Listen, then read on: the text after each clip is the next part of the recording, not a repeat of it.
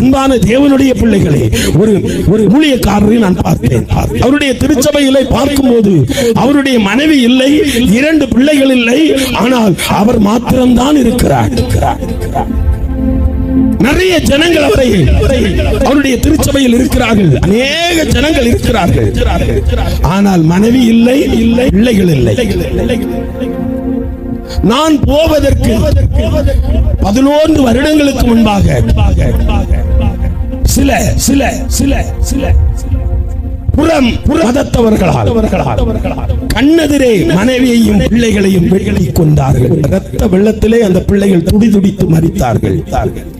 ஆனால் இந்த ஊழியர் அதையும் பொருட்படுத்தாமல் அவர்களை சிநேகித்து அவர்களுடைய வீடுகளுக்கு சென்று மறுபடியும் தேவனுடைய அன்பை சொல்லி அவர்களை தேவன் அண்டையிலே கொண்டு வந்தார்கள்.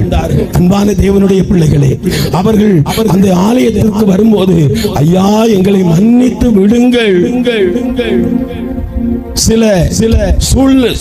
சில மனிதர்கள் எங்களை தூண்டிதான் இந்த சம்பவத்தை நாங்கள் செய்தோம், எங்களை மன்னித்து விடுங்கள் என்று சொன்னபோது அவர் மனதார மன்னித்தார்.